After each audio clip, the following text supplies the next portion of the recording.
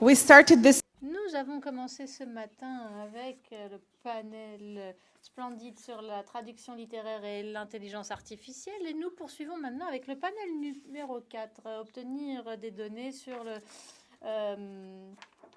rassembler des données sur le marché de la traduction et cartographier les systèmes de soutien, les difficultés, les enjeux.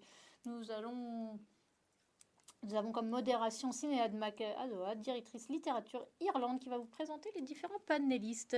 Bonjour, c'est un très grand plaisir d'être parmi vous. Et nous avons un très grand panel. Je vais demander à tous les orateurs de ne pas dire, je vais le dire à leur place. Je souhaiterais féliciter le CATL, Francesca et Cécile et toutes leurs équipes pour vraiment l'organisation de cette conférence exceptionnelle. En 30 ans d'expérience, je n'ai jamais participé à une conférence aussi réussie. Vraiment, bravo.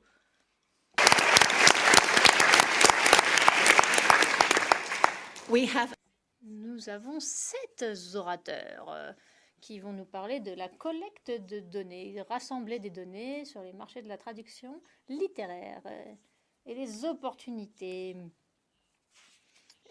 Notamment de financement. On nous a dit que bon, ce n'est pas vraiment le sujet le plus sexy, mais bon, le rassemblement de données, c'est encore moins sexy que les sujets d'hier. Hein. Bon, utiliser des données adéquates, c'est moins que d'utiliser pas de tout de données du tout. Donc, étant donné qu'il y a une grande diversité de programmes, de projets, d'ONG, d'organisations gouvernementales, d'associations de traducteurs, nous sommes tous impliqués. Et on ne peut pas vraiment formuler de législation sans de bonnes données. Un des problèmes avec la collecte de ces données, c'est qu'il vous faut une méthodologie pour pouvoir comparer des choses qui sont similaires. On ne peut pas comparer des pommes et des oranges. Comme j'ai dit hier, des pommes et des poires.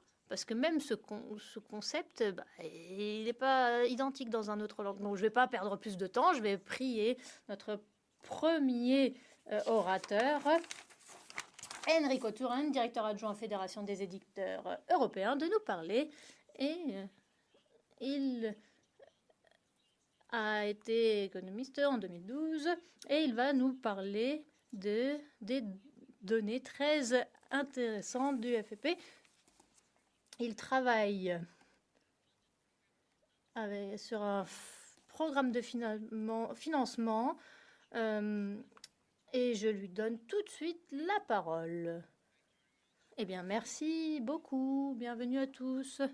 Bon, j'étais déjà dans le public. La question fondamentale. Est-ce que vous m'entendez? Essentiel.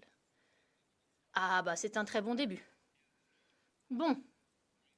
Il n'y a pas vraiment de moyens pour rendre ce sujet sexy, mais bon, je vais le rendre le moins douloureux que possible.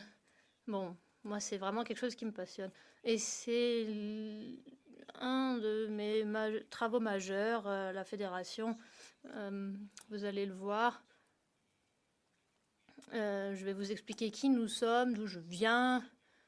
La Fédération européenne, nous sommes donc 29 associations d'éditeurs et nous avons des revues dans toute l'Europe, du matériel pédagogique. Nous avons un statut d'invité, cela aide un petit peu étant donné la situation des dernières années. Nous sommes basés à Bruxelles. Et bon, moi, je dois faire passer des messages à la Commission européenne pour traiter les livres correctement. Bon, moi, je travaille depuis un certain nombre d'années et nous avons plus de 6000 éditeurs représentés dans toute l'Europe. Alors, pour vous donner le contexte, ce projet ALDE Up consiste... qui est donc cofondé par la Commission européenne, le programme Europe créative, et nous avons créé un réseau de salons du livre, foires du livre dans toute l'Europe.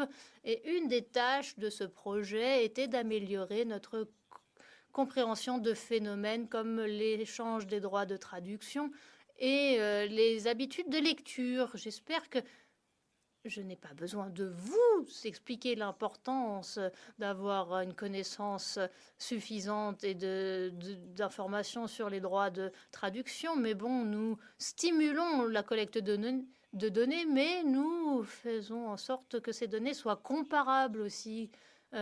Comme l'a dit Cinéade, l'objectif c'est de trouver plus de données et de les rendre comparables. C'est pourquoi l'exercice fait dans le cadre du projet consistait à analyser les études existantes qui ont été menées et de parvenir à rédiger une synthèse, une sorte de méthodologie qui, d'une part, puisse être compétitive avec les existantes et être utilisable par les autres pays pour collecter le même type de données.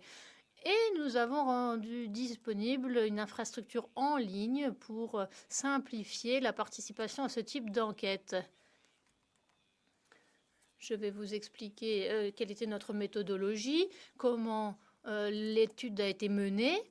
Bon, les données, elles sont pas exceptionnelles. Bon, là, ce n'est pas un secteur où vous avez vraiment beaucoup de surprises, hein. L'objectif, c'était vraiment de stimuler le débat. Nous avons mené l'exercice l'année dernière, on nous basait sur des données de 2022. C'est relativement récent encore. 8 pays, 2 d'entre eux, France, Allemagne, un très gros marché. C'est les deuxième et troisième plus gros marchés. Non, pour le premier et le troisième en Europe. Et ils ont déjà mené leurs propres études, enquêtes. Et nous avons été en mesure d'impliquer l'Italie, la Lettonie, la Lituanie, le Portugal, la Roumanie et l'Autriche qui ont rejoint le projet pilote. L'étude a été menée en ligne et par le département recherche de l'Italie. Il y avait des limitations. Un, c'était la comparabilité avec les études existantes qui n'étaient pas à 100%. Vous allez le voir, il y avait quelques écarts. Et puis, un problème aussi de taille d'échantillon. On en revient au fait qu'il faut encourager chacun qui a la possibilité de contribuer à s'impliquer dans ce type d'études. Là, vous allez voir, on en va directement aux données. Alors, vous voyez ici les métadonnées, les différents pays qui sont impliqués, ceux qui ont répondu, et vous pouvez voir que les échantillons sont de taille très variée, proportionnellement à la taille du marché d'ailleurs. Mais bon, il y a encore beaucoup de choses à faire pour que ce soit un exercice un peu plus complet, un peu plus cohérent. Alors, voici les résultats. Bon, nous n'avons pas reçu tout. Je ne vais pas vous faire la lecture précise de chacun des chiffres. Quelques points saillants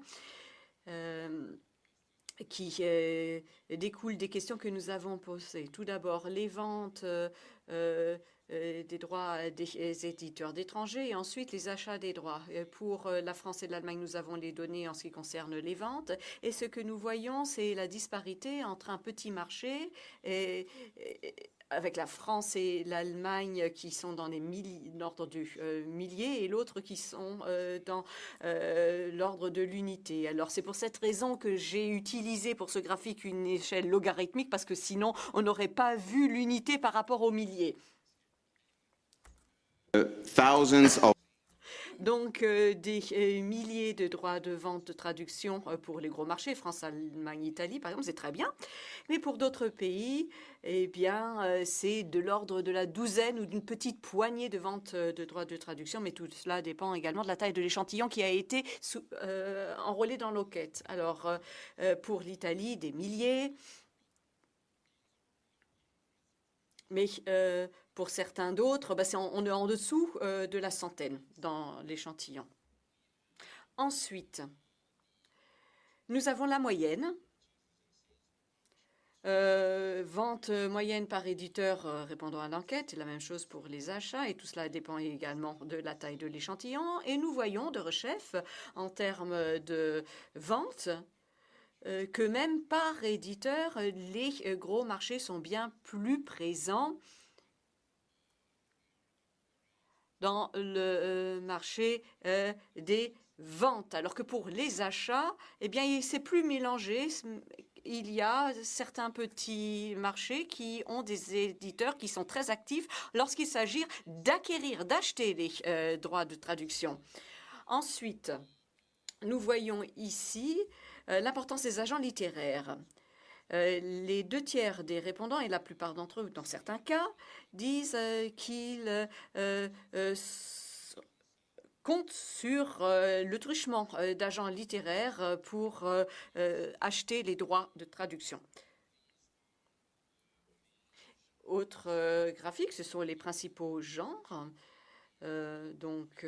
La fiction, livres pour jeunes adultes et les bandes dessinées représentent plus la moitié de l'intégralité de la vente de droits. Cela ne vous surprendra pas. Dans différents pays, il peut y avoir différentes pondérations. Il y a des pays qui ont une grande tradition pour la publication de bandes dessinées, par exemple la France, la Lituanie également. Mais dans d'autres pays, c'est plutôt la fiction. Par exemple, l'Autriche.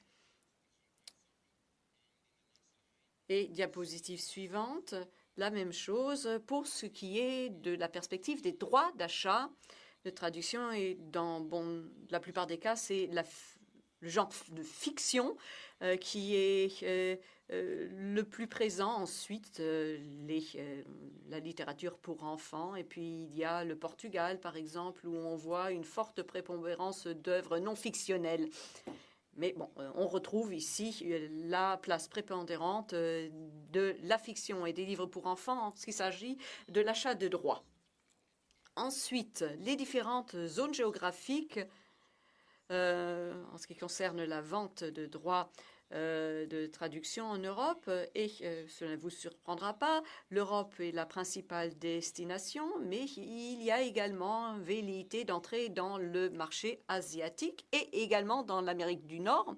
Certains le souhaiteraient, mais ce n'est pas facile du tout pour les éditeurs. Et lorsqu'il s'agit de l'achat de droits de traduction en Europe, et ailleurs, dans les différentes zones géographiques, on se rend compte que la région prépondérante, c'est l'Europe, et également l'Asie. Mais là, on voit également que l'Amérique est surtout un pays source à l'origine de droits de traduction et non pas qui achète les droits de traduction. C'est plutôt le pays qui le vend plutôt que qui les achète. Et là, il y a un certain déséquilibre, pardon.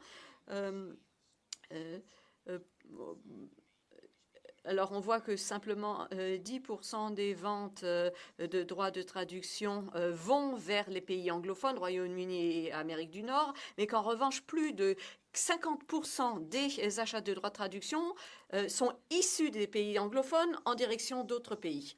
La France vend 7% de ses droits de traduction vers les pays anglophones et l'Allemagne seulement 4% de ses ventes.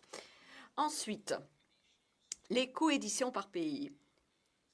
Celles-ci sont très répandues dans les grands marchés et surtout dans le domaine de la littérature pour enfants et adolescents. Et ensuite,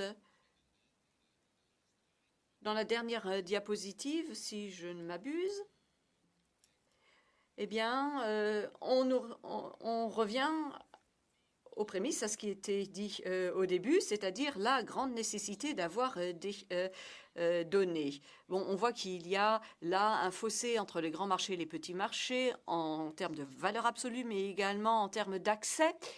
Il y a une prépondérance, cela ne vous surprendra pas, de tout ce qui est anglophone. Le marché anglophone vend énormément de droits au reste du monde, d'ailleurs, pays européens, mais n'achète pas beaucoup de droits de traduction. Certains éditeurs européens essayent un peu de diversifier pour pénétrer des marchés qui sont un peu plus accessibles. L'Asie, par exemple, peut être un peu plus accessible que les pays anglophones pour vendre les droits de traduction. Et il y a toujours cette importance des données, car pour comprendre un phénomène, il faut être capable de pouvoir le mesurer. S'ils vont améliorer la situation, il faut savoir quel a été le point de départ. Et ensuite, il faut être capable de mesurer l'impact des mesures que l'on a mises en œuvre. Et il faut pouvoir voir où il est nécessaire d'intervenir. Et tout cela ne peut se faire que lorsque c'est étayé par des données. Donc, nous essayons de presser les éditeurs à participer à ces enquêtes et à ces collectes de données, et tous ceux qui ont une quelconque influence, eh bien, je les invite chaleureusement à participer à cet effort de collecte de données et de partage de données à l'issue. Ensuite, bon, parce que je suis un peu impressionnée, je n'ai jamais vu autant de traducteurs dans une salle. Je voudrais tous vous remercier, euh, euh, car grâce à vous, je lis des centaines de livres que sans votre aide, je serais incapable de lire. Alors, ne désespérez pas, continuez, persévérez. Rico, what would you like to do in the future? Qu'est-ce que tu voudrais faire à l'avenir avec cette recherche? Alors voilà, cela a été réalisé.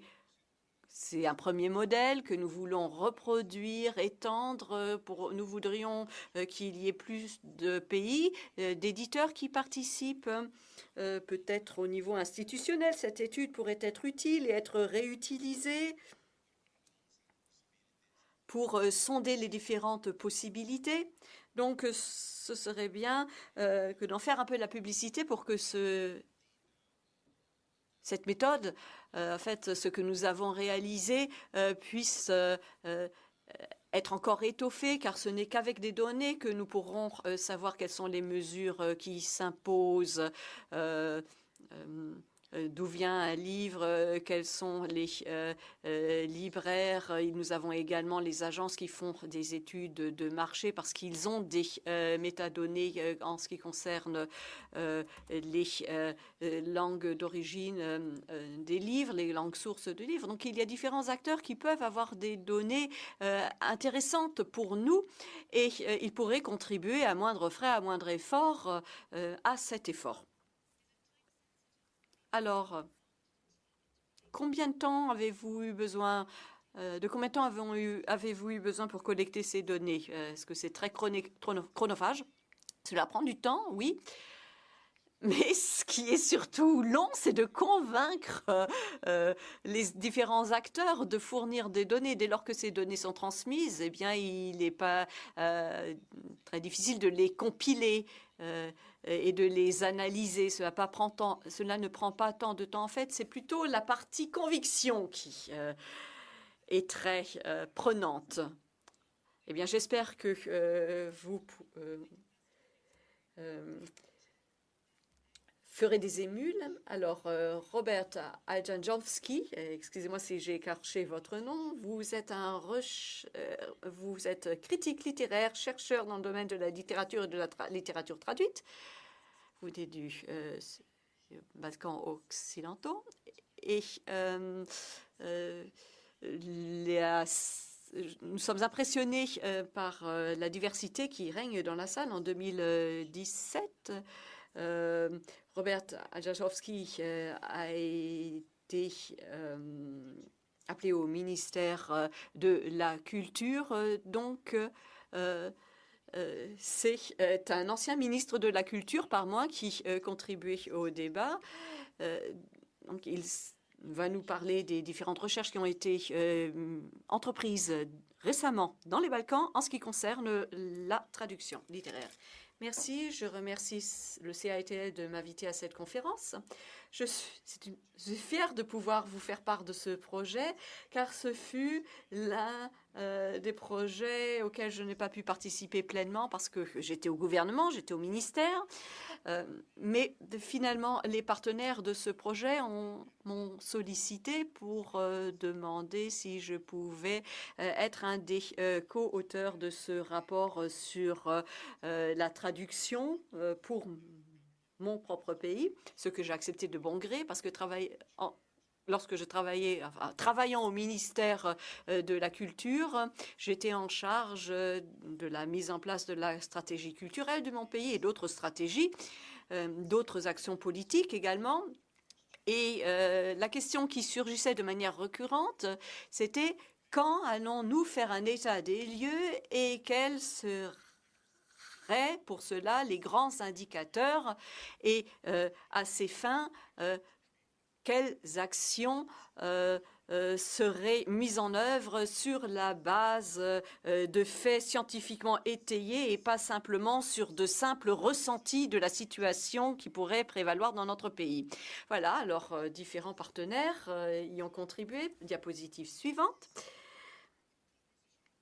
Donc, le partenariat à géométrie variable, quiconque voulait participer, la municipalité de Podgorica par exemple, entre autres, avec la fondation NextPage. Donc, les Balkans sont un peu une exception à la règle de ce qui se passe en Europe. Nous avons un manque de données pertinentes, étayées,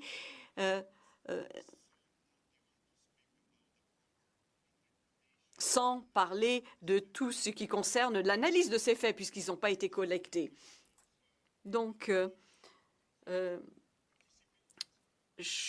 nous avons essayé d'impliquer le plus grand nombre d'acteurs possibles dans les pays qui ont participé à cet effort, les libraires, les membres des associations d'éditeurs, des gouvernements, pour avoir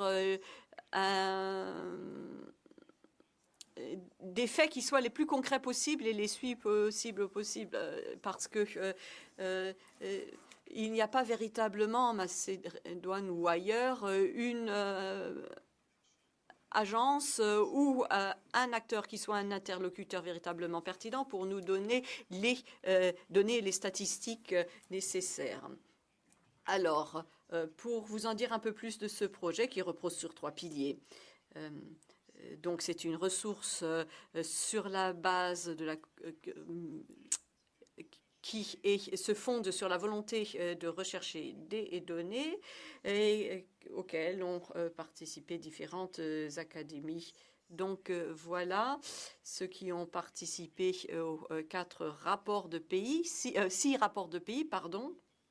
Et tout cela, vous pouvez le télécharger depuis le site. Et ici, nous vous en présentons simplement les éléments les plus importants. Alors, je vais évoquer quelle est la tendance pour chacun de ces pays. Il y a 6 profils de pays qui ont été établis et nous allons essayer d'interpréter la tendance. Alors, la tendance, c'est les pays sont plus ou moins de taille similaire, avec le Monténégro qui est le plus petit, la Serbie le pays le plus grand, mais il y a 2 à 3 millions d'habitants dans ces pays. Et ces pays sont très intéressants car sur toute cette période, depuis le démantèlement de la Yougoslavie, eh bien, ces pays ont connu diverses crises, vicissitudes et transitions, et dans le reste de l'Europe, eh bien, il y a eu un engouement pour les auteurs de cette région parce que on avait l'impression que cette période très bouleversante, cette période de traumatisme était féconde en termes de création littéraire. Donc nous avons eu un pic d'ailleurs de livres traduits dans d'autres langues autour de 2018. Bon, peut-être en raison de la pandémie ensuite, dans chaque graphique, vous voyez qu'il y a une tendance qui se renverse et puis vous voyez que la courbe pique du nez carrément. Cela est dû au retrait de bon nombre d'institutions qui permettaient de financer ces traductions. Donc, le public, donc les 2 langues les plus utilisées pour les traductions d'auteurs, eh bien, c'est le macédonien et l'italien. Et vous voyez, diapositive suivante, pardon. Voilà. Vous voyez que cela montre également les liens culturels qui existent d'une société à l'autre. L'Albanie a tissé des liens traditionnellement très étroits avec l'italien, donc peu étonnant de constater que ce qui est écrit en albanais est souvent traduit en italien. Il y a également ce phénomène de voisinage entre les régions qui entre en ligne de compte. Et il y a également tout ce qui a trait de la politique européenne, puisque les langues, ces petites langues sont traduites également dans les grandes langues européennes. Il y a le français et l'allemand qui sont bien placés. Pour l'Albanie, il n'y a pas beaucoup de traductions en anglais, en revanche.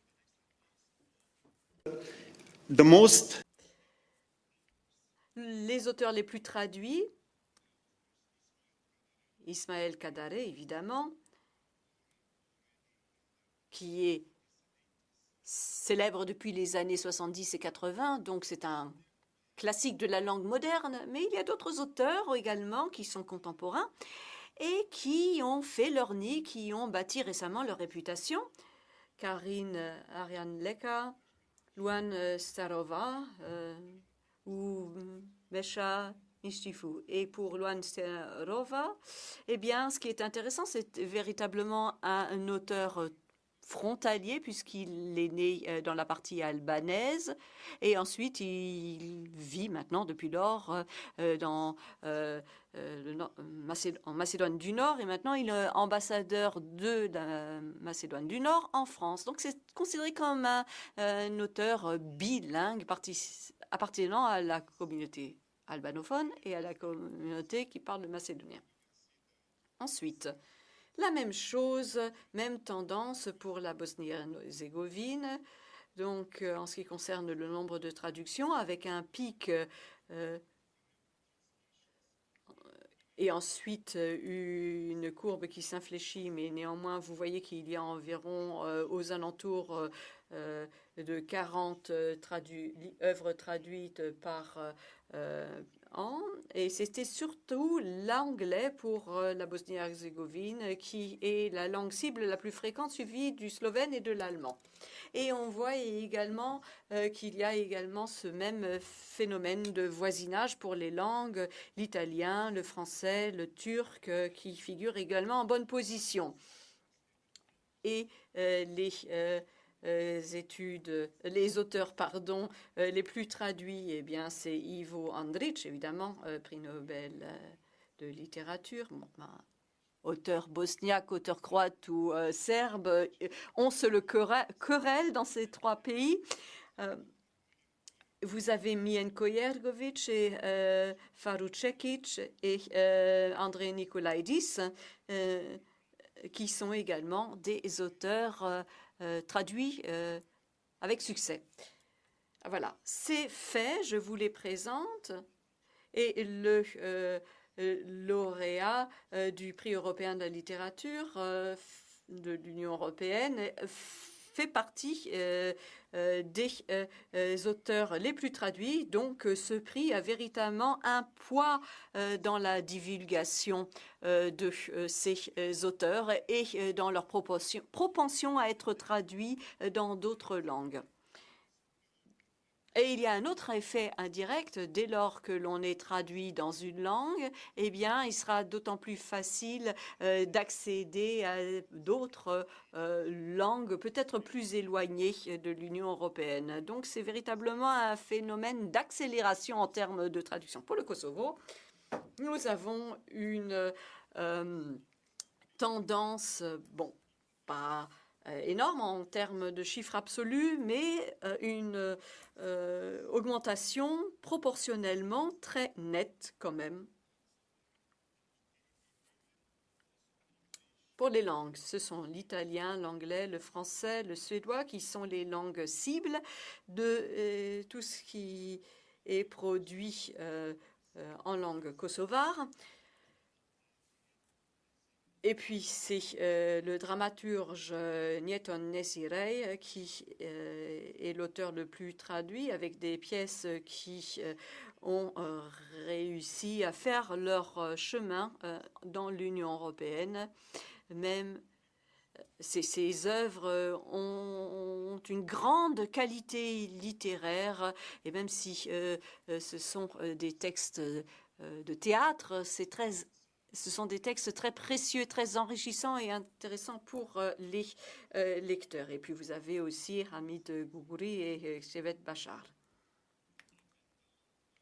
Et ici, vous voyez que c'est un peu en dents de scie pour le Monténégro. Ça plafonne à moins de 20 traductions. Et ensuite, pour le Monténégro, nous constatons que c'est tout d'abord l'anglais, la langue dans laquelle ces œuvres sont traduites. Et il y a toujours le phénomène de voisinage que l'on peut constater avec l'Albanie, l'italien. Donc, les langues des pays voisins sont les langues destinataires de la plupart de ces traductions littéraires. Et on voit une disparité d'ailleurs ici entre le domaine culturel et le domaine social en ce qui concerne l'intérêt que témoignent les citoyens à l'égard de ces œuvres, et également tout cela dépend de ces tensions politiques, la Serbie contre le Kosovo, l'Albanie et la Serbie, la Macédoine du Nord et la Serbie, la Bulgarie et la Serbie. Donc il y a ces tensions politiques qui existent, mais le secteur culturel, le secteur de l'édition, eh bien, fait front contre cette tendance et mène un genre de contre-politique suscitant les curiosités, qui relègue un peu la politique. Et la même chose vaut pour les maisons d'édition, pour de Londres, Istanbul. Vous voyez que là prévaut l'intérêt de présenter des écrivains de cette région. On n'est pas simplement dans la logique du marché, dans la logique du business, c'est véritablement une profession de foi éditoriale, une politique éditoriale par conviction, par mission personnelle de la part de ces éditeurs qui sont passionnés, qui veulent promouvoir les auteurs venant de certaines régions des Balkans. Diapositive suivante. Ici, comme je l'ai dit pour le Monténégro, André Nicoleidi, lauréat du prix européen, et les autres eh bien, sont évidemment les auteurs les plus traduits, ainsi que d'autres auteurs contemporains. Alors, ensuite, pour la Macédoine du Nord, nous avions plafonné à 60 livres et ensuite la courbe s'infléchit. Et pour les langues vers lesquelles les auteurs macédoniens sont traduits, eh bien, c'est surtout le serbe suivi du bulgare. Diapositive suivante. Vous voyez également ici les auteurs qui sont les plus traduits, Lidia Dimjowska et Rumena Postravovska, qui sont les auteurs les plus populaires, les plus traduits, et donc ceux pour lesquels il y a un marché qui s'ouvre. Bojan Pavlovski est un autre cas d'auteur qui suscite l'intérêt de la diaspora en Australie, au Canada, et qui, auprès de cette diaspora, s'est fait un nom. Et c'est pour cette raison qu'il est traduit en anglais et jouit d'une certaine popularité dans ces pays outre-mer. Voilà, diapositive suivante. Simplement pour conclure, nous avons donné beaucoup de quantité de recommandations à l'adresse des décideurs politiques, ceci pour qu'ils prennent en compte les exigences des personnes impliquées dans ce processus de traduction. Il y a près des ministères différentes structures pour prodiguer des fonds et des aides. Et il y a également d'autres initiatives telles que Traduki que l'on a présenté hier. Il y a également tout ce qui est du ressort de Creative Europe. Donc nous n'avons pas véritablement de problème au niveau du soutien financier, mais c'est ailleurs que se trouve le problème. Bien sûr, le rôle essentiel échoit aux traducteurs parce que ce sont eux qui jouent le rôle d'intermédiaire entre l'auteur et les maisons d'édition étrangères. Et souvent, il y a également ces agents littéraires qui ne sont pas toujours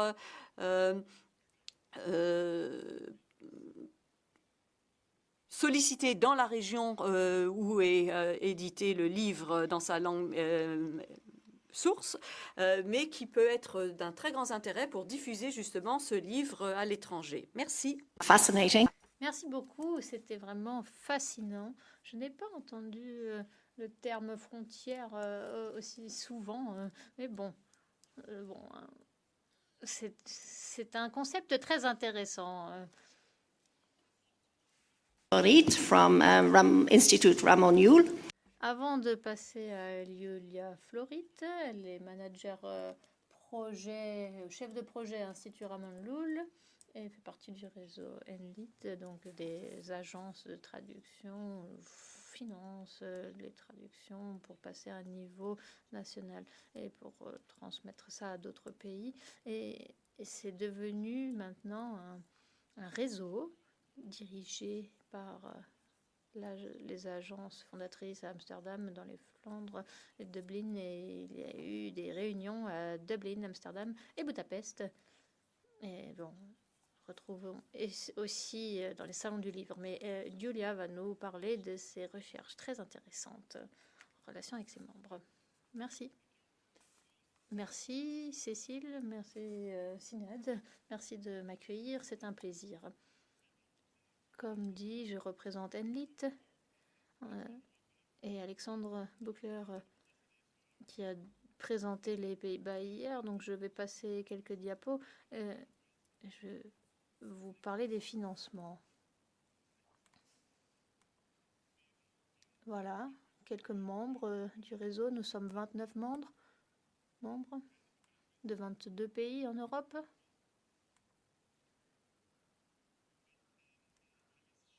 Je vais vous dire que le réseau ne cesse de croître année après année. Nous accueillons des nouveaux membres.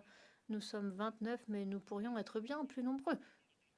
Les pays importants donnent des financements, ne sont pas présents. Donc si vous êtes intéressé, n'hésitez pas à venir me contacter après.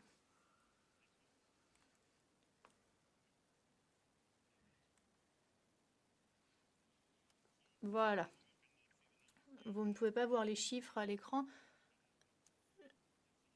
Je le partagerai dans le résumé plus tard, mais comme vous pouvez le voir et l'imaginer, NLIT et 29 membres, c'est très différent en termes de budget, de langue, de site, et le soutien est différent et ne mènera pas forcément à des subventions, mais nous voulons promouvoir la littérature à l'étranger.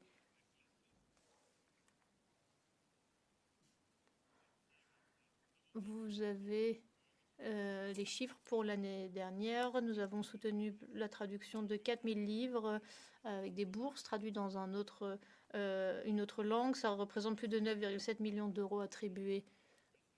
Ces chiffres sont impressionnants, mais c'est seulement une partie. Arnaud Pascali l'a mentionné hier, membre de la Commission européenne, mais il y a des nombres et des organismes en Europe qui donnent des financements, notamment le ministère espagnol de la culture. Vous voyez, il y a une différence entre le nombre de bourses ou de subventions. Cela va de 50 à bien plus. Une subvention moyenne de 2400 € par titre. Alors, l'année dernière, nous avons soutenu 50 langues, la traduction dans plus de 50 langues grâce aux subventions. Comme vous pouvez l'imaginer, tout n'est pas traduit dans toutes les langues. Seulement certains de nos membres acceptent quelques langues, pas toutes les langues.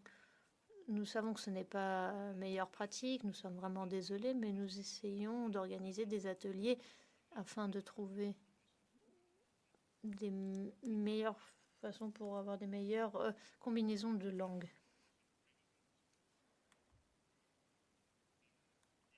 Là, vous voyez encore les critères pour obtenir une subvention. Il y a des commissions qui décident sur la somme d'argent que l'on peut subventionner, et donc il y a différents critères. Tous les genres sont supportés, bien sûr, plus ou moins dans l'ordre que vous voyez ici. Comme je l'ai mentionné, fiction et les enfants, c'est tout en haut. Les romans graphiques, même si c'est très important, c'est une des catégories qui est le moins subventionnée. Comme vous pouvez bien le croire, nous donnons des subventions avec d'autres programmes. 24 millions d'euros sont attribués et les données sont très difficiles à comparer ici. Je ne vais pas vous montrer plus de chiffres pour l'instant, mais il y a des subventions qui sont attribuées avec d'autres subventions. Donc, vous avez des subventions pour l'illustration, par exemple, ou pour les coûts d'impression. We also support the promotion of a book, and that's really important. Et bon, c'est très important pour les éditeurs, mais aussi pour les organisateurs, pour les bibliothèques, les librairies, les festivals, etc. Mais pour organiser aussi une activité en ligne ou soutenir des campagnes marketing, vous avez donc des subventions de tout type, comme vous le voyez à l'écran. Donc des traductions d'échantillons aussi, c'est important pour nous. Il faut convaincre l'éditeur international de traduire un livre. Pour les convaincre, il faut qu'ils puissent lire quelque chose. Donc, nous soutenons ce type de projet. Et puis, les rapports de lecteurs aussi, dans certains cas. Ce n'est pas la règle, mais ça arrive. Une autre type de subvention, c'est les subventions de voyage, pour les illustrateurs notamment aussi. Et enfin, nous avons les bourses d'études. Nous inventons des traducteurs, des écrivains aussi, et nous les sensibilisons à nos marchés.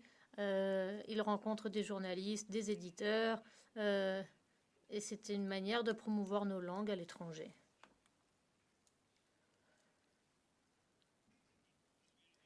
Nous sommes ici à une conférence aussi présence et numérique. Nous avons une conférence littéraire. Eh bien, nous avons différents types de subventions. Subventions à la traduction, évidemment. Pour la promotion, j'ai déjà mentionné. Traduction d'échantillons. Pour le voyage aussi. Ça peut être impliqué aussi. Les traducteurs peuvent être impliqués pour la promotion à l'étranger. Et le mentorat. Robert l'a mentionné, le prix européen de littérature qui est très important et qui est bien connu à l'étranger. Et certains de nos membres ont des prix pour la traduction. Vous avez le traducteur de l'année. Ça, c'est dans les prix et les récompenses. Nous organisons. C'est très important. C'est peut-être le plus important d'ailleurs, la chose la plus importante que nous faisons, nous, les ateliers, les programmes ensemble. Nous travaillons sur la langue, mais aussi sur la professionnalisation des traducteurs pour vous donner les outils pour négocier, rédiger un contrat, vous montrer ce qui est publié sur vos marchés afin de savoir où en est le marché de la littérature et organiser ce type de programme. C'est ce que nous faisons. Souvent, ce qui est important, c'est que nous sommes en charge d'enseigner notre langue à l'université. Ces types d'ateliers et de formations impliquent aussi un travail à l'université. Nous avons des résidences pour les traducteurs. Vous pouvez donc travailler sur un livre et être concentré sur votre travail. Tous ces types de programmes que nous avons ont le même objectif, qui est de créer une sorte de communauté. Parce que bon, la traduction, c'est un travail solitaire. Et là, on essaye de vous donner toutes les informations et les ressources et organiser des réunions en ligne pour parler de littérature ou des réunions en présentiel dans nos pays. Et nous avons bien sûr aussi collecté toutes ces données et mises à disposition en ligne pour vous. Les éditeurs peuvent les utiliser bien sûr et ces bases de données contiennent aussi les livres traduits. Comme ça, si vous voulez avoir des données sur le Monténégro, vous pouvez vérifier pour voir si c'est intéressant pour votre pays également.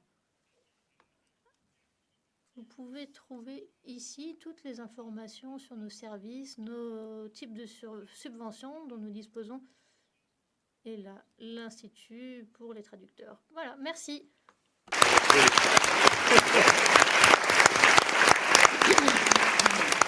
Thank you very much. Merci beaucoup, Florine.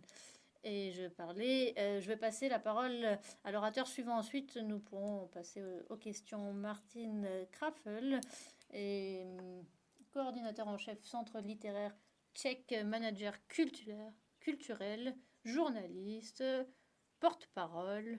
Il a plein de compétences. Il va nous parler de ce qu'il fait.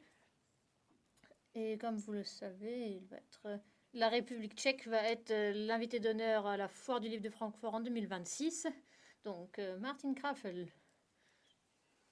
Bonjour, merci beaucoup de votre invitation. Ahoy.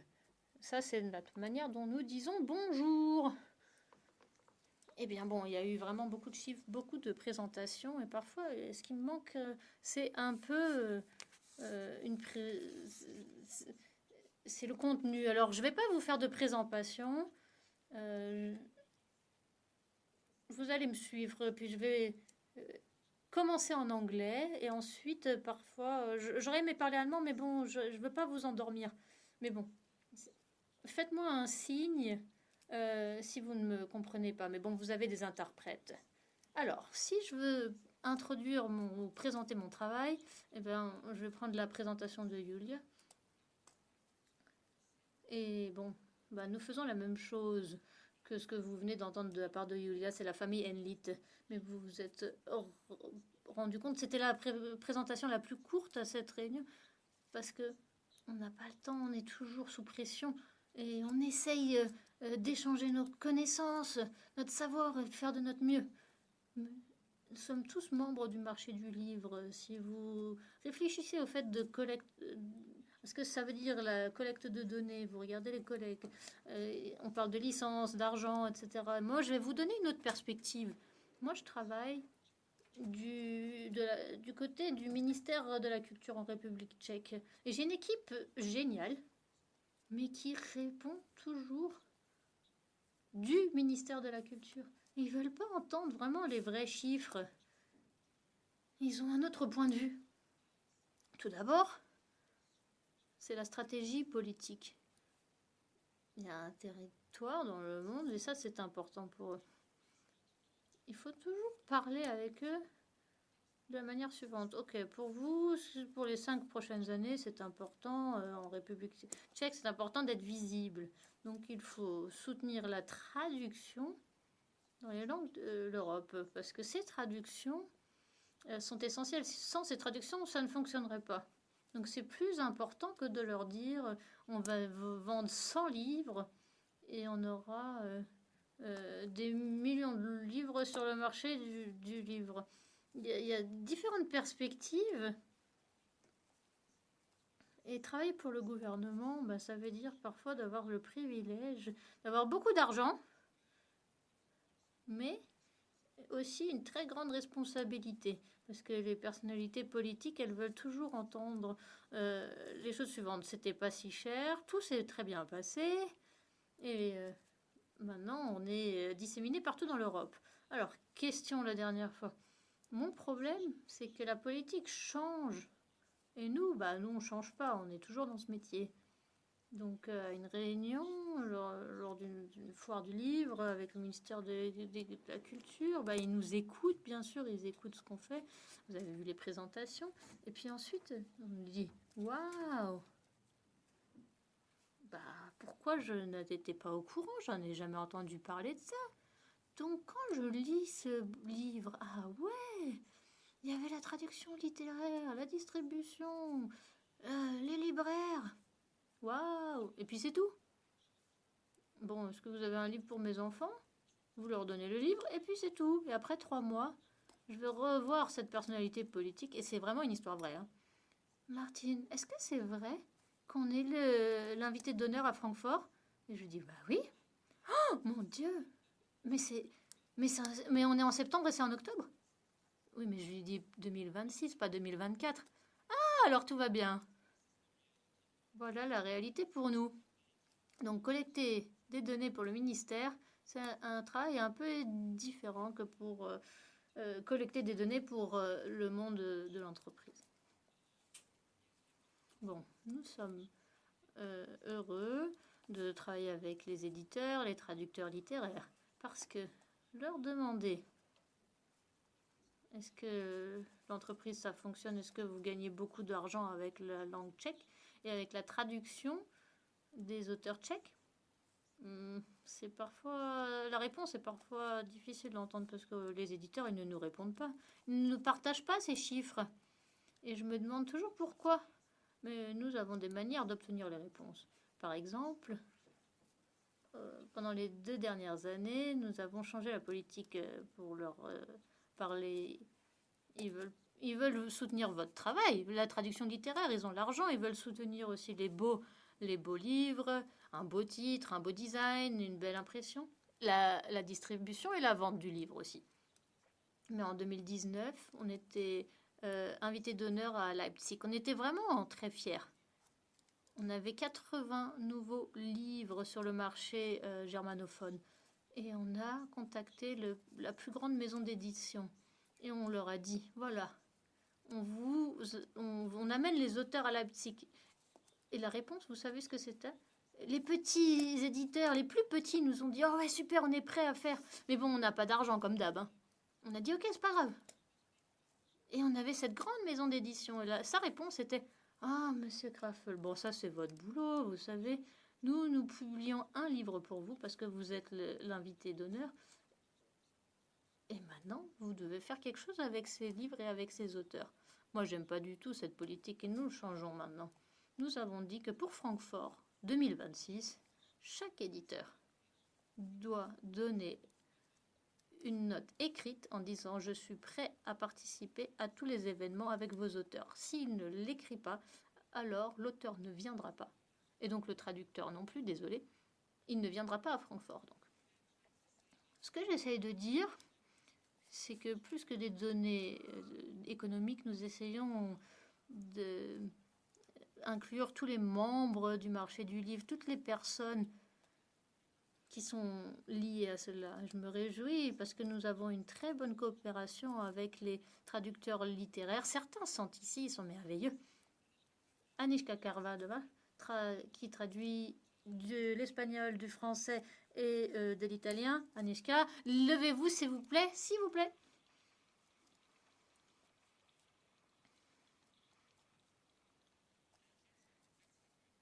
Et il y a une raison pour laquelle je les présente. Ces 2 femmes, elles connaissent tout sur la recherche unique qui a été effectuée en République tchèque en 2022.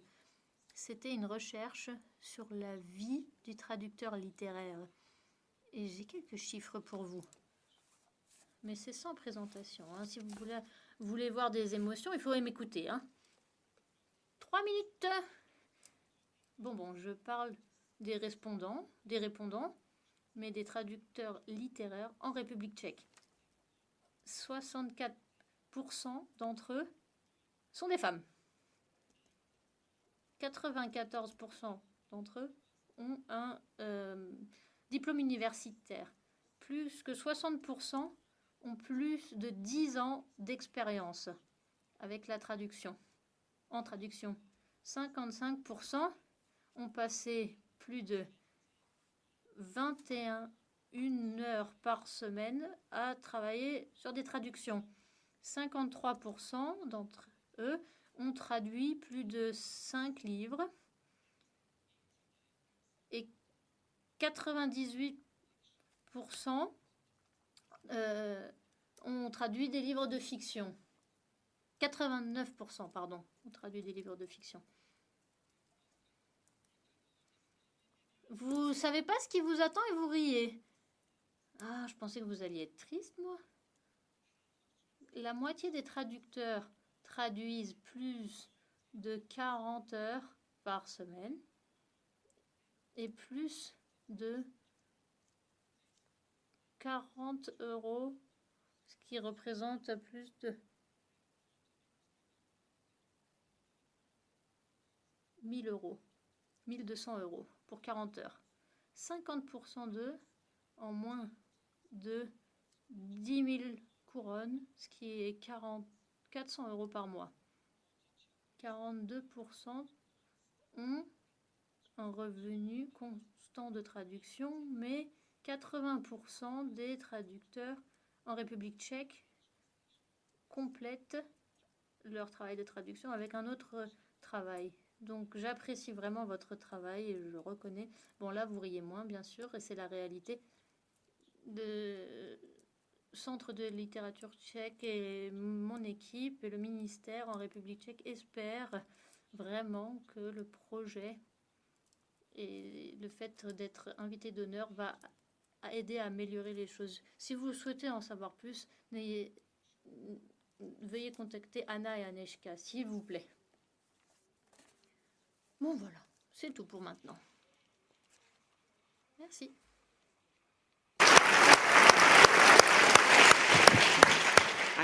Non, je savais que j'avais oublié quelque chose. C'est très très important. Nous sommes donc invités d'honneur à Francfort en tant que Tchéquie. Mes collègues espagnols, pas les catalans, hein, se demandaient. Ils me disent, mais vous avez supprimé le nom République tchèque. Tchéchia. En anglais, Tchéquie, en anglais, Tchéchia. Et en allemand, c'est pareil. Donc voilà. Ça, c'est le livre de compétition. Il est en ligne sur notre site. Et si vous souhaitez en savoir plus sur le marché du livre tchèque, vous le trouverez là-dedans.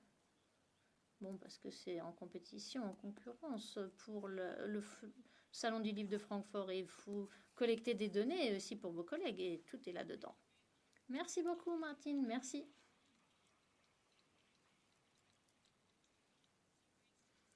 Bon, des statistiques intéressants. Alors, nous allons continuer avec quelqu'un d'autre qui joue un rôle important dans la chaîne du livre, Inigo Cebollada, qui est donc agent littéraire dans une agence littéraire basée à Barcelone. Il a commencé son travail à l'été 2006 en tant que stagiaire. Et j'attends avec intérêt ce que Inigo Cebollada va nous dire sur le rôle de l'agent littéraire et sur la collecte de données. Merci, Sinéad. Bonjour. Tout d'abord, je souhaiterais remercier le CATL et nos membres de l'Institut pour leur invitation. Je travaille en tant qu'agent littéraire à l'agence littéraire Utekerna à Barcelone. J'ai aussi été le directeur de ADAL jusqu'en janvier 2024. ADAL, c'est l'association des agents littéraires en Espagne. Nous avons 17 agences et notre focus ou notre centre d'intention, c'est l'intérêt commun des membres et promouvoir et protéger le travail des agents littéraires et traducteurs littéraires. Je vais vous présenter le travail de l'agent littéraire et la différence entre l'agent et le traducteur. Le travail de l'agent littéraire est souvent oubliés, pas compris ou pas connus. Cependant, les agents jouent un rôle fondamental dans la chaîne du livre et dans les ventes. Avec notre aide, les livres peuvent voyager et peuvent donc être traduits. Notre activité principale se compose en 2 parties. La représentation exclusive des éditeurs, des agences et des créateurs étrangers pour des territoires spécifiques. Pour nous, c'est le Portugal, l'Espagne, l'Amérique latine et le Brésil. Et d'autre part, nous représentons des auteurs nationaux et internationaux de différents territoires dans le monde entier. Dans la cérémonie d'ouverture, mardi, nous avions le lauréat du prix du livre 2023 qui est également un traducteur. Je sais que nous sommes souvent au centre en discutant et parfois un peu en bataille avec les éditeurs et les écrivains. Nous devons travailler avec patience et persévérance. Nous sommes conscients du type de livre publié par chaque éditeur. Nous savons ce que nous devons proposer et à qui, notamment en gardant à l'esprit les tendances du marché qui changent très rapidement. Nous évaluons les manuscrits. Si nous discutons avec les auteurs et si nous le soumettons à un éditeur, nous estimons que c'est ce qu'il y a de mieux pour sa ligne éditoriale. Il y a des opportunités internationales pour être traduit à l'étranger. Ça, c'est le rôle principal de l'agent littéraire pour faire voyager le livre au-delà des frontières. Et lorsque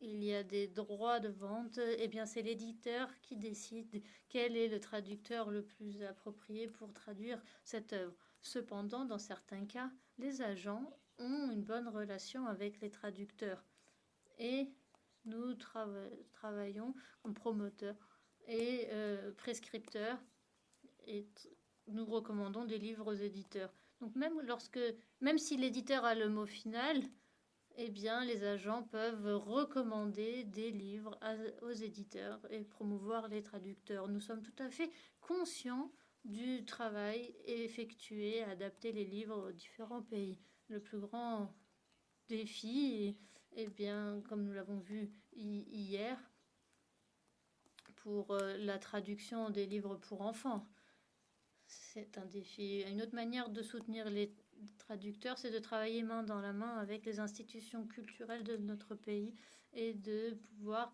partager des noms de traducteurs et les recommander avec les éditeurs lorsque l'on conclut des droits ou des contrats de droit. Je souhaiterais également souligner l'importance des subventions de traduction pour les agences littéraires, notamment les échantillons qui nous ouvrent plus de portes lorsqu'il faut évaluer les auteurs espagnols. Nous sommes très chanceux d'avoir cette richesse linguistique en Espagne. Nos livres peuvent être traduits en 4 langues officielles, l'espagnol, le catalan, le galicien et le basque. Et nous les voyons voyager dans le monde entier avec une contribution fantastique des traducteurs. Merci beaucoup à vous.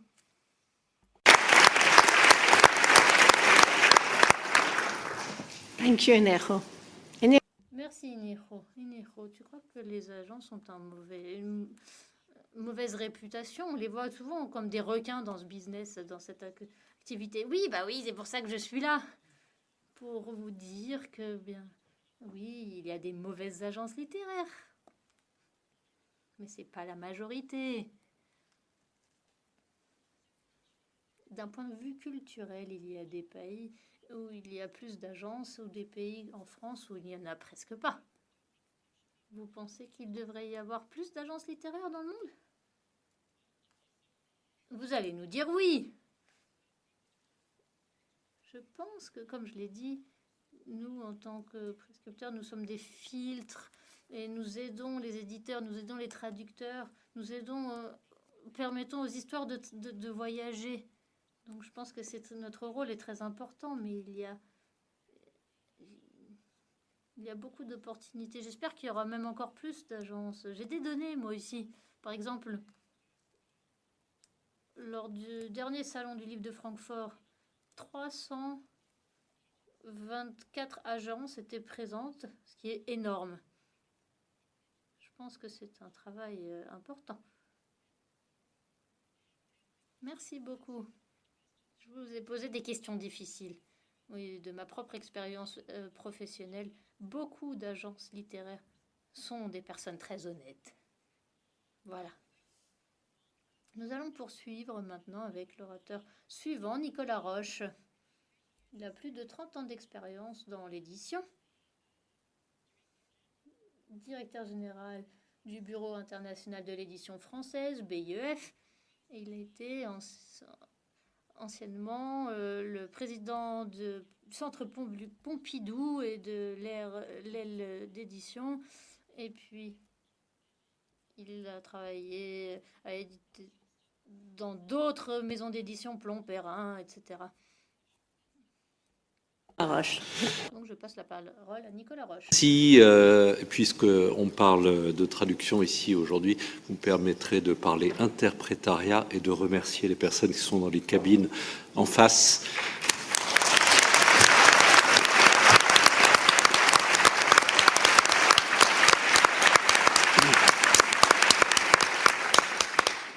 Merci, j'adore quand mes interventions commencent par des applaudissements. J'espère que ce sera la même chose à la fin. Bon, alors, les Français veulent toujours faire un peu différemment. Je voudrais dire que même si j'ai le plus grand respect pour les premières interventions, je n'ai moi non plus pas de présentation PowerPoint parce que je pense, comme Jeff Bezos, mais c'est le seul point commun que j'ai avec lui, que PowerPoint est un appauvrissement et que PowerPoint est aux présentations ce que l'intelligence artificielle est à la traduction. Alors, quelques mots sur pourquoi je suis là. Parce que je dirige une association qui vise à donner des outils aux éditeurs français. On est une organisation qui a fêté ses 150 ans l'année dernière, je n'étais pas là au début, et qui fait principalement trois choses. C'est que nous pilotons les stands France à l'étranger dans les grandes manifestations internationales comme la foire de Francfort, où nous avons la chance d'avoir le stand le plus gros de la foire de Francfort. Et nous organisons beaucoup de rencontres en France et à l'étranger avec l'ensemble des acteurs du livre pour faciliter notamment la traduction de livres français à l'étranger. Et puis la troisième chose qu'on fait, c'est qu'on produit beaucoup de documentation sur les marchés mondiaux du livre pour toutes celles et ceux qui, dans les maisons d'édition, travaillent sur ces sujets internationaux, c'est-à-dire aussi bien les responsables de droits étrangers, les responsables export, et puis les éditeurs eux-mêmes qui souhaitent savoir ce qui se passe un peu partout dans le monde et qui espèrent détecter dans nos études les tendances éditoriales pour voir s'ils n'ont rien raté. En France, on a beaucoup de chance. Et ça a été dit dans plusieurs des slides, heureusement faites par d'autres, sur les données de l'édition française à l'étranger. La France, c'est donc quasiment 15 000 contrats faits par an entre les cessions de droits et les coéditions dans le monde entier. C'est évidemment très important. C'est donc la deuxième langue la plus traduite dans le monde après l'anglais. On le voit bien, même pour certains marchés européens que je ne vais pas nommer, qui sont certains qui ont des marchés domestiques plus importants que le marché français. Le nombre de traductions faites par les Français est très important. Les premiers marchés pour les éditeurs français sont le marché espagnol. On l'a dit souvent, les marchés limitrophes. Les marchés européens sont évidemment des marchés extrêmement importants. C'est le cas de la langue espagnole, de la langue italienne, de la langue allemande. Mais il y a d'autres marchés sur lesquels les Français sont particulièrement présents.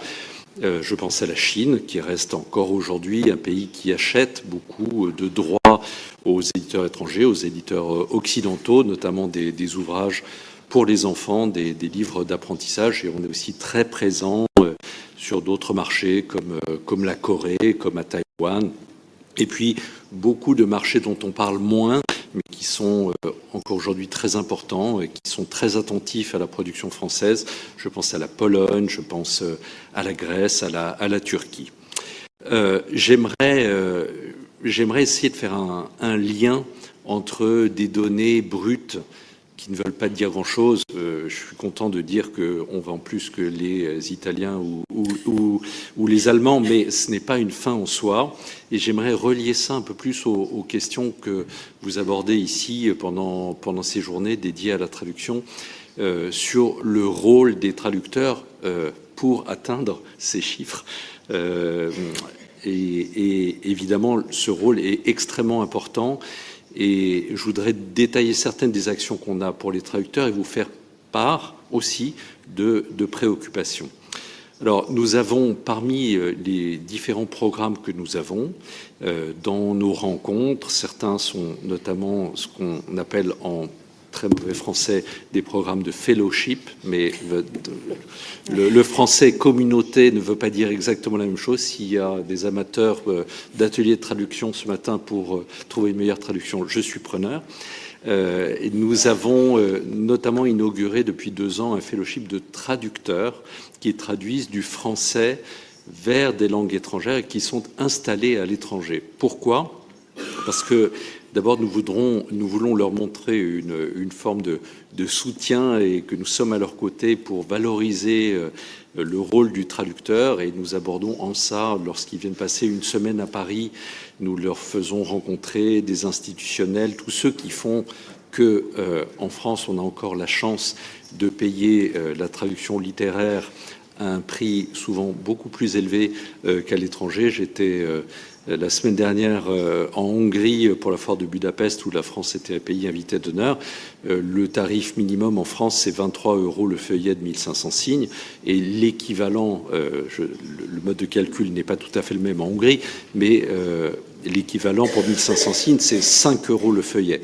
Donc on voit bien que, et je ne parle pas d'autres pays, où la somme peut être encore inférieure. En France, on a la chance d'avoir souvent un intéressement sur les ventes, c'est-à-dire un pourcentage pour le traducteur, ce qui n'est évidemment pas le cas dans beaucoup de pays. Nous avons un autre programme qui va fêter ses 25 ans l'année prochaine, c'est le programme Georges Arthur Goldschmidt, que certains d'entre vous connaissent bien, qui est un traducteur d'origine allemande, qui est installé en France, qui va fêter ses 96 ans, je crois, et qui est un traducteur très célèbre, qui a traduit beaucoup d'ouvrages allemands en français, je pense à Kafka, à Peter Handke, à bien d'autres. Et c'est un programme qui est dédié aux jeunes traducteurs franco-allemands, un programme que nous menons en partenariat avec beaucoup de monde, dont certaines personnes ici présentes dans la salle que je salue. L'enjeu, c'est, on s'est quand même rendu compte qu'au bout d'un certain nombre d'années, on formait plus de traducteurs qu'il n'y avait de besoin, en fait, sur la scène française. Donc, on a décidé de changer un peu ce programme et d'essayer de mieux suivre les traducteurs pour essayer de, de mieux faire en sorte qu'ils soient en contact avec les maisons d'édition pour que les traducteurs qui étaient formés, on essaie de favoriser le nombre d'ouvrages pour lesquels ils allaient être sollicités. Mais il y a, pour certaines langues, c'est le cas de l'allemand, t'entends une disproportion entre les traducteurs que nous formons et la réalité du business. Pourtant, en France, on est un marché très ouvert, puisque ça a été cité aussi dans différentes slides. Aux États-Unis, c'est plutôt très protectionniste, on le sait, ils sont très autosuffisants en général, même quand on leur parle, et ils traduisent en général aux alentours de 3% de la production locale. En France, on est encore un marché ouvert, je le disais, puisque c'est 18% des ouvrages, des nouveautés qui paraissent chaque année, qui sont de la traduction. Donc il n'y a pas que du manga, je vous rassure, même si le manga est le deuxième marché au monde après le Japon. Nous, nos interrogations, elles sont un peu différentes. Elles sont liées à certaines tables rondes, notamment ce matin, notamment à l'IA. Je me rends compte que dans certains marchés à l'étranger, je citais la Chine tout à l'heure, on a plutôt des traducteurs qui sont vieillissants, pour ne pas dire vieux, et pour lesquels on a un problème de renouvellement de génération. Ça passe évidemment par l'apprentissage du français. Et c'est une question, puisque dans de nombreuses parties du monde, pas simplement en Afrique où les Français ont récemment été un peu poussés dehors, mais dans d'autres régions du monde, le français est en perte de vitesse du point de vue de l'apprentissage. C'est vraiment un sujet majeur chez nous. Comment est-ce qu'on fait pour motiver de nouvelles générations de traducteurs, alors qu'on le voit, on en parlait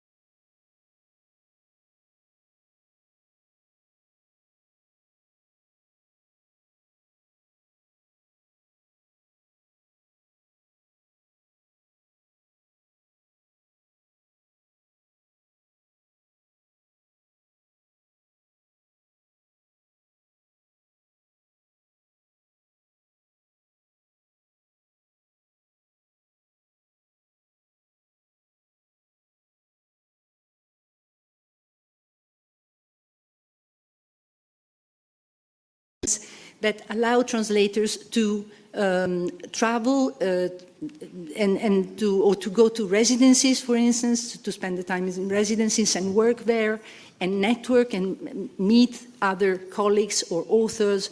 And this is all very important for our work. It's very inspirational for our creativity, for a good quality of our work.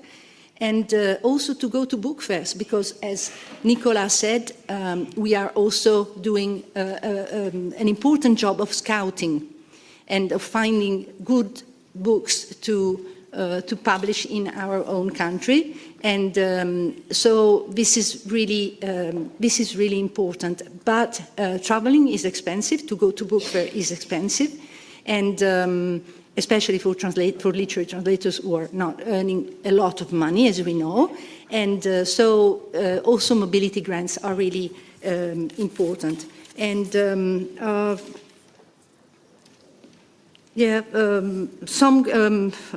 a good practice would be... L'autre bonne pratique, c'est une petite note que je m'étais écrite.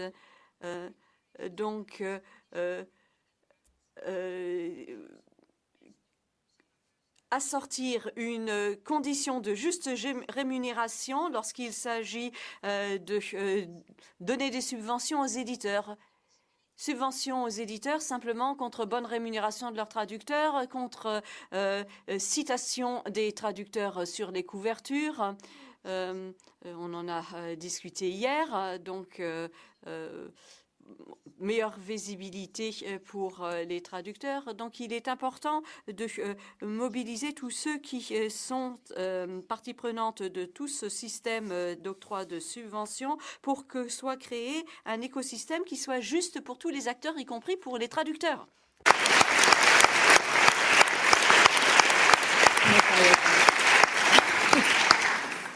Thank you, Francesca. Merci Francesca, grazie mille. Alors, peu ou prou, nous avons réussi à ménager 10 minutes pour le débat. Y a-t-il des questions? Madame, devant. Peut-être attendre que le microphone soit engagé. Vous parliez de collecte de données et vous avez brossé un merveilleux tableau de ces données en Europe. Alors, est-ce que vous avez commencé à collecter les données concernant les sanctions à l'égard de la Russie, les répercussions que ça a? Je sais que certains... En fait, c'est un sujet qui concerne le marché du livre et notamment nos collègues qui traduisent depuis le russe, qui ont du mal à trouver du travail à faire parce que la littérature russe n'est plus autant traduite qu'auparavant. Et dans l'autre sens, vos membres au sein d'Endit, est-ce qu'ils soutiennent les traductions vers le russe? Thank you for your question. It's difficult. Merci. Question épineuse, effectivement. Nous n'avons pas de données à cet égard, mais nous en avons débattu à Francfort, ailleurs, lors de nos réunions. Certaines institutions ont décidé de ne pas donner de subventions pour tout ce qui a trait à la langue russe, et certains ne peuvent plus simplement. Pour des raisons de procédure. Par exemple, on ne peut pas faire de virement sur des banques russes. Donc, il y a différentes situations qui expliquent ces difficultés, mais il n'y a pas véritablement de position officielle. Merci. Alors, nous, on a un peu de données sur ces traductions du français vers le russe. Alors, que les choses soient bien claires, les maisons d'édition choisissent si elles veulent continuer à vendre des droits sur le marché russe et à choisir leurs interlocuteurs, les maisons avec lesquelles elles souhaitent le faire. On a vu dans les statistiques baisser le nombre de traductions, notamment en 2022 et au début de l'année 2023. Ce chiffre est remonté et la traduction du français vers le russe représente 480 contrats sur l'année 2023. Donc le chiffre est remonté. Certains groupes, mais pas que les groupes, aussi des éditeurs indépendants, ont choisi de ne plus céder les droits à des éditeurs russes, pour les raisons que vous pouvez imaginer. Mais on le voit, un volume de contrats a recommencé à voir le jour. Je préfère ne pas faire de langue de bois et dire les choses côté français. Voilà. Pour ceux qui ont des données, naturellement. Thank you, Nicolas. Merci, Nicolas. D'autres questions? Yes, yes, c'est Cécile.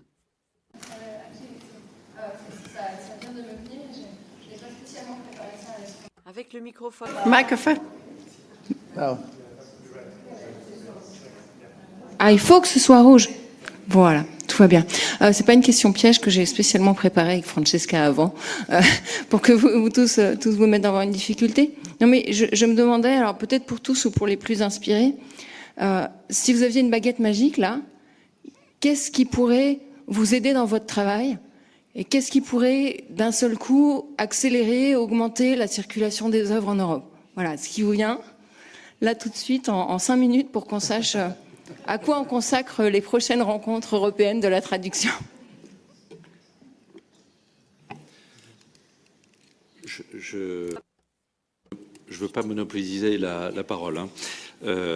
Si j'avais une baguette magique, je ferais en sorte qu'il y ait des aides publiques pour supporter les coûts d'acquisition des traductions dans certains domaines pour lesquels c'est difficile. Quand il y a des gros pavés de sciences humaines et sociales sur un marché étroit, comment est-ce qu'on fait?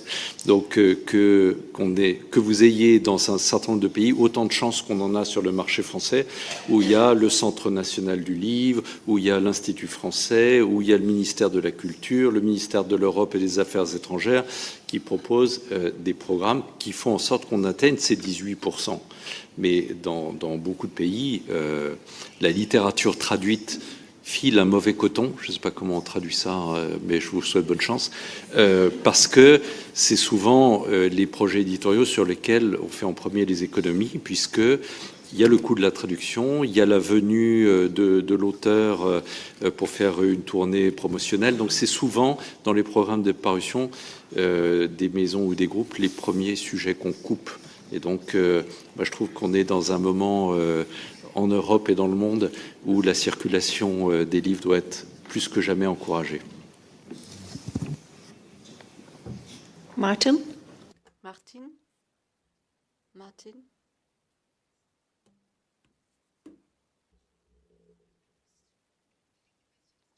En fait, la question s'adressait à tous. Eh bien, moi, j'aurais besoin de plus de collègues. Parce que nous sommes 5 et on devrait être 12, en fait. Et il y a une chose qui est intéressante. Nous avons reçu assez de subventions pour nos activités et on nous en offre même plus. Mais non, on ne peut pas. On ne peut pas répondre, en fait, parce que nous n'avons pas les ressources humaines pour se faire. Donc, c'est ça le grand problème. Et en ce qui concerne les ressources de financement des organismes publics, alors nous faisons ce projet d'honneur, enfin d'invité d'honneur, et cela nous coûtera 8 millions d'euros pour 3 ans. Bon, c'est une somme conséquente d'argent, et certains collègues éditeurs me disent « mais ça c'est formidable ». Mais cela ne nous aide pas beaucoup. Ce serait peut-être différent si les centres littéraires tchèques avaient l'argent simplement pour nous transférer directement l'argent aux éditeurs, aux traducteurs. Et moi, je réponds oui, ce serait très bien. Mais nous, en tant que centre de littérature tchèque, nous recevrons jamais cet argent dans ce cas-là. Donc, il faut avoir ces grands projets, invités d'honneur ou faire un grand festival, etc. Et souvent, on se demande, est-ce que ça a un sens? Mais il faut aussi se dire qu'avec cet argent, on apporte un soutien à toute la chaîne de l'industrie de la création, musique, scène, etc. Et c'est pas simplement le traducteur et l'écrivain.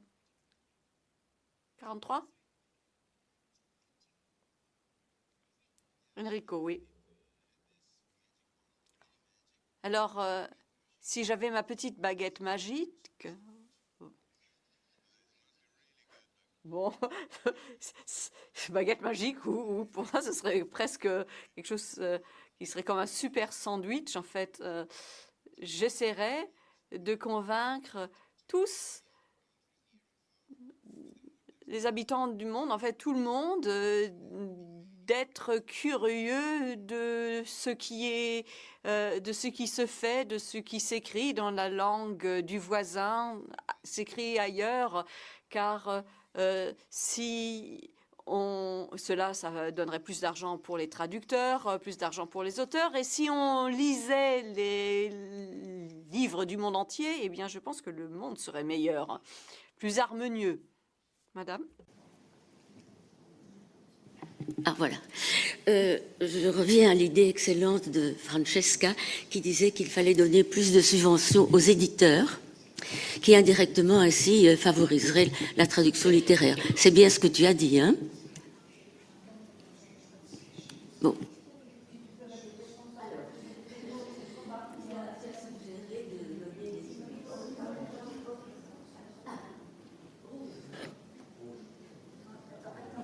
Voilà. Tu as suggéré que l'on donne plus de subventions aux éditeurs qui, de cette manière, indirectement, vont aider à promouvoir la traduction littéraire. C'est ce que tu as dit. Et ici, je vais être le vilain petit canard de l'Assemblée, parce que je voudrais mettre en évidence un danger. Et j'en suis, comment dirais-je, ce danger, d'ailleurs, s'est réalisé. J'ai fait partie avec Jürgen Jakob Becker d'un jury d'experts à la Commission européenne qui triait les livres et les éditeurs auxquels a donné des subventions. Et il est apparu que des éditeurs gardaient une grande partie de la subvention pour eux et établissaient des doubles contrats, notamment en Bulgarie, où c'était presque la règle. Alors, je ne sais pas maintenant si les choses ont changé. Jürgen, je crois que ce jury d'experts, c'était il y a une dizaine d'années, mais la Commission européenne a exercé des contrôles sévères et j'espère qu'elle va continuer parce que ça se passe beaucoup et on l'ignore et on le cache. Je suis désolée d'apporter cette note pessimiste. Ouais. Non, mais c'est vrai parce que c'est ce que je voulais dire tout à l'heure quand je dis qu'il y a des institutions qui donnent des soutiens directement aux traducteurs, non pas voilà. La traduction, donc à travers l'éditeur, mais aux traducteurs. Voilà. Parce que c'est là la différence. Et bon, dans d'autres pays, ça, ce que tu viens de raconter arrive aussi. Hein, et donc, déjà, nous, on n'est pas vraiment bien placés, comme on disait tout à l'heure, au niveau rémunération. Et donc, voilà, si les soutiens ne nous soutiennent pas, ouais, il n'y a plus... Voilà.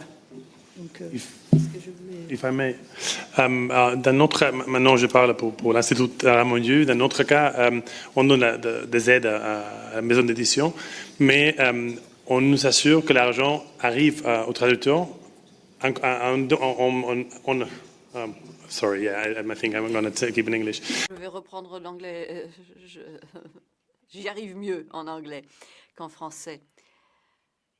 Donc, simplement pour s'assurer que l'argent est bien transmis, nous demandons la facture et puis la trace du virement pour nous assurer que l'argent qui a été donné vous est également viré.